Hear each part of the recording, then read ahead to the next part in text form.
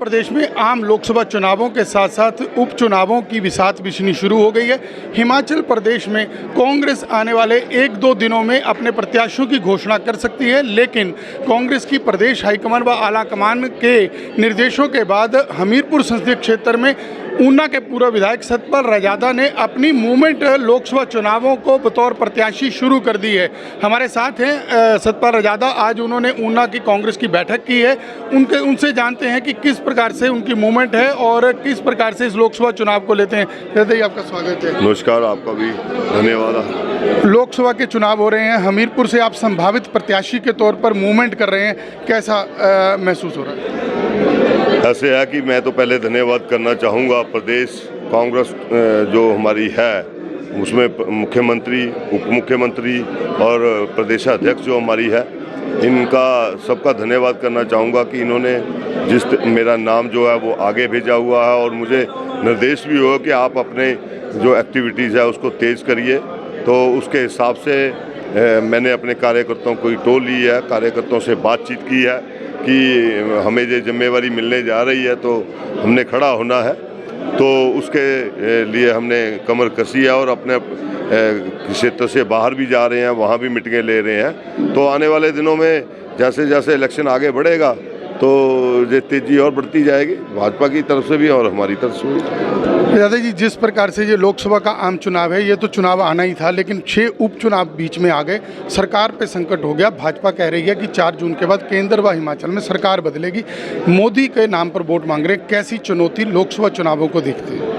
मैं भाजपा के नेताओं से ये पूछना चाहता हूँ कि आपको 36 होने के लिए 10 सीटें चाहिए, 35 होने के लिए 10 सीटें चाहिए और 35 का मार्जिन होता है। इलेक्शन अभी 6 पे हो रहा है, हमारे पास 34 है, आपके पास 25 है। इलेक्शन 6 पे हो रहा और सरकार ये बना लेंगे, ये कहाँ से बना लेंगे?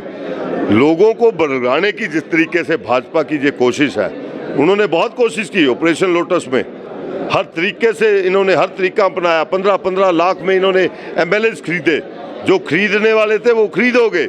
अब तो जो बचे हैं वो पार्टी के सच्चे सिपाही हैं और मैं उनको ये बताना चाहता हूँ, इन्होंने उसके साथ जो इंडिपेंडेंट MLA जो है उनसे भी रिजाइन दिलवाने की जिस तरीके से इन्होंने कोशिश की, पैसे की ऑफर हुई है। अभी वो तो खैर अध्यक्ष जी की जो है पावर है, उसमें उन्होंने देखना है कि ये अगर रिजाइन दे रहे हैं तो कोई पैसे तो नहीं लिए, कहीं रिजाइन दे रहे हैं इनके ऊपर कोई प्रेशर तो नहीं है।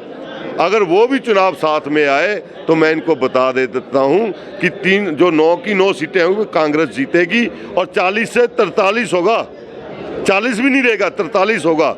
और ऊपर से हिमाचल की जनता जानती है कि आपदा में मदद किसने की। आपदा में मदद सुखविंदर सिंह सुक्खू की सरकार ने की, आपदा में मदद अनुराग ठाकुर ने नहीं की दिल्ली से। एक बार भी संसद में मुद्दा नहीं उठा पाए आपदा के प्रति कि आपदा में उन्होंने क्या राष्ट्रीय आपदा घोषित कराने की कोशिश की जिस तरीके से उत्तराखंड में हुई थी। हम उनसे पूछना चाहते हैं, आपदा में आप हिमाचलियों की मदद नहीं कर पाए, ना हिमाचल को पैसा दिलवा पाए, और 1500 रुपये जब हम महलों को दिया वहाँ तो चले गया अपना लाहौल स्पीति में। उसके बाद जब हिमाचल लोअर की बारी आई और उसमें नोटिफिकेशन जारी हो गई और फार्म जमा होने शुरू हुए तो आप चुनाव योग में चले गए। महलों के विरोध में आपको महलों को 1500 रुपये देने में बहुत प्रॉब्लम हो गई, आप चुनाव योग में चले गए। लेकिन आपको शर्म नहीं आई? आप 9 विधायकों को आप 15-15 करोड़ रुपया देके खरीदते हैं और महिला को 1500 रुपये देने में आपको प्रॉब्लम है।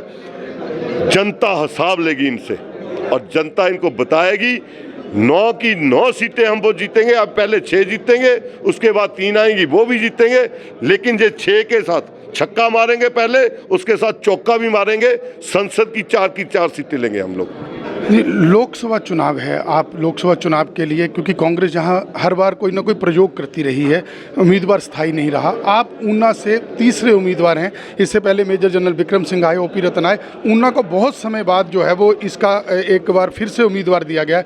ऊना को लेकर के कितने आश्वस्त हैं, कैसे मानते हैं कि ऊना की उम्मीदवारी को कैसे लेते हैं? ऊना तो मेरा अपना है और ऐसा थोड़ा नहीं हो सकता कि ऊना से कैंडिडेट हो और ऊना कुछ करे ना।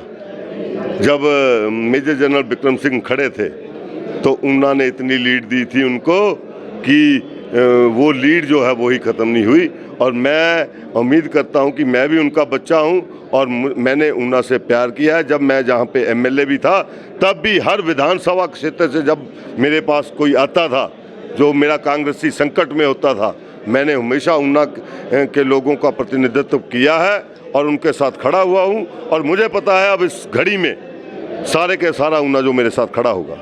रजादा जी, प्रदेश में इस समय तीन की टिकड़ी है। उप मुख्यमंत्री हैं जो मोर्चे पर डटे हुए हैं, उप मुख्यमंत्री मुकेश अग्निहोत्री मोर्चे पे हैं और रानी प्रतिभा सिंह मोर्चे पे हैं। कैसे लेते हैं इस नेतृत्व को? क्या ये इस संकट से पार करवा पाएगी टिकड़ी? बिल्कुल पार कर पाएगी, क्यों नहीं पार कर पाएगी। आप पिछला इलेक्शन में भी ये 3 त्रिदेव थे तो हमने सीटें 40 ली। अब भी वही टीम है इलेक्शन लड़वाने वाली। अब हम वो जो 6 इन्होंने ली वो 6 तो जीतेंगे ब्याज के रूप में चौका मार के। संसद की 4 सीटें जो है आप देख लेना।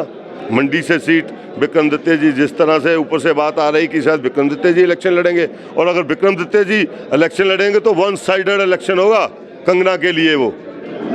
वो वन साइडेड इलेक्शन होगा। आपको मैं टोक रहा हूँ, आपने विक्रमादित्य की बात कही। राजनीति में भाषा को लेकर के सवाल उठ रहे हैं। पहले कांग्रेस की तरफ से कुछ कंगना के प्रति टिप्पणी आई, उसका विरोध हुआ। आज कल कंगना ने कहा है कि राहुल गांधी बड़े पप्पू हैं और विक्रमादित्य छोटे पप्पू हैं। वंशवाद है, परिवारवाद है, इससे मैंने लड़ाई लड़ी है, राजा बेटा से मैं नहीं डरती। कंगना के बारे में मैं ज़्यादा नहीं बोलना चाहूँगा। आपको पता है इससे पहले उन्होंने सुभाष चंद्र बोस को भी पहले प्रधानमंत्री बता दिया था। और इससे पहले आपको पता ही है कि इंटरव्यू में वो क्या क्या बोल देते हैं। वो तो ये भी बोल देते हैं कि देश ही आज़ाद जो है वो अब जब मोदी जी की सरकार आई तभी हुआ था, उससे पहले देश ही नहीं आज़ाद हुआ था। तो कंगना जी सेलिब्रिटी हैं, हीरोइन है, अपने बॉलीवुड में जाके